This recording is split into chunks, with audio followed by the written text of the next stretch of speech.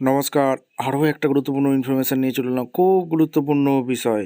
যুবসাথী প্রকল্পে কারা টাকা পাবে, কারা পাবে না, এই প্রতিবেদনে বিস্তারিত বলবো।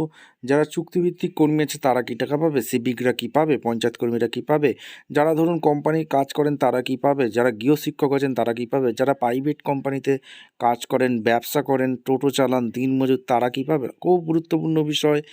আজকের এই প্রতিবেদনে বলবো, যারা চ্যানেলে নতুন একটা লাইক, কমেন্ট, শেয়ার, সাবস্ক্রাইব করে বেল আইকনটা টিপে রাখতে হবে লেটেস্ট গুরুত্বপূর্ণ আপডেট পাওয়ার জন্য। স্টেপ টু স্টেপ আপডেটটি আপনাদের সামনে তুলে ধরছি, দেখতে থাকুন। আচ্ছা, প্রথমে বলে দিই আপনাদের ডিটেলসগুলো এক এক করে বলছি। যুবসাথী প্রকল্প 1 এপ্রিল থেকে অর্থাৎ চালু হবে। 1 এপ্রিল থেকেই টাকা দেওয়া শুরু হয়ে যাবে। 15 আগস্ট নয়, নতুন অর্থবর্ষের শুরু থেকে কার্যকরী হচ্ছে যুবসাথী প্রকল্প। মুখ্যমন্ত্রী ঘোষণা করেছেন 1 এপ্রিল থেকেই শিক্ষিত যুবক যুবতীরা 1500 টাকা করে অনুদান পাবেন। আবেদন করবেন কিভাবে সেটা বলে দিই। দুয়ারে সরকারের ধাঁচে প্রতিটি বিধানসভা কেন্দ্রে বিশেষ ক্যাম্প বসবে। সেখানে প্রয়োজনীয় নথি নিয়ে সরাসরি আবেদন করা যাবে। যোগ্যতা মিনিমাম মাধ্যমিক পাস লাগবে। স্কলারশিপ পেলে সমস্যা নেই, পরিষ্কার বলে দিয়েছে। আর বয়স 21 থেকে 40 বছরের মধ্যে হতে হবে, ঠিক আছে। এইটা ক্রাইটেরিয়াগুলো থাকলেই আবেদন করা যাবে। আবেদনের সময়সীমা 15 ফেব্রুয়ারি থেকে 26 ফেব্রুয়ারি 2026 পর্যন্ত আবেদন করা যাবে, ঠিক আছে। এইবার আমরা আমাদেরকে বলে দেবো কারা কারা পাবে, কারা পাবে না, সমস্ত ডিটেলস বলে দেবো। এই ফর্মটা অনলাইনে পোর্টালে পাওয়া যাবে, ঠিক আছে। এই ফর্মটা ফিল আপ করে নিতে হবে অনলাইনে। Government of West Bengal Bangla Yuvasathi scheme, এখানে এই ফর্মটা, এখানে সমস্ত কিছু নিজের নাম, এডুকেশান কোয়ালিফিকেশান দিয়ে সমস্ত কিছু ফিল আপ করে নিতে হবে, ব্যাঙ্ক ডিটেলস সমস্ত কিছু দিয়ে। আর কি কি ডকুমেন্টস লাগবে এখানে বলেছে।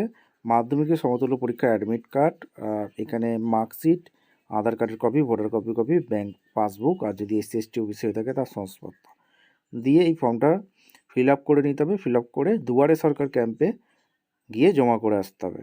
এবার দুয়ারে সরকার ক্যাম্পটা কোথায় বসবে দেখে নিন। দুয়ারে সরকার ক্যাম্প এইখানে বসবে। ফাইন্ড ইউর ক্যাম্প 15 থেকে 26 ফেব্রুয়ারি এখানে সিলেক্ট করতে পারবেন। যে যার ডিস্ট্রিক্ট দিয়ে দিতে হবে। আলিপুরদুয়ার, বাঁকুড়া, বীরভূম যে যার ডিস্ট্রিক্ট দিয়ে দিলেন।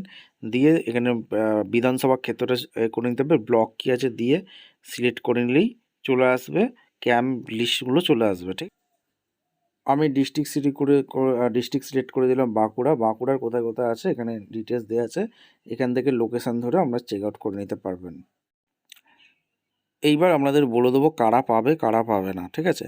প্রথমত বলে রাখি, যারা এক এক করে বলছি। প্রথমত যারা স্কলারশিপ যারা পান তারা কিন্তু আবেদন করতে পারবে। আর এখানে ছেলে মেয়ে সবাই আবেদন করতে পারবে, মেয়েরাও আবেদন করতে পারবে, এখানে কোনো বাধ্যকতা নেই, ছেলে মেয়ে সবাই।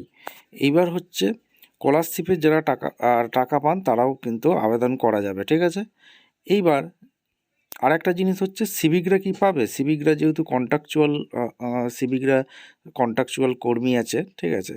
এই সিভিক ভলেন্টিয়াররা কিন্তু আমার মতে বলছি টাকা পাবে না, ঠিক আছে, যেহেতু এটা রাজ্য সরকারের কন্ট্রাকচুয়াল এমপ্লয়ি আছে।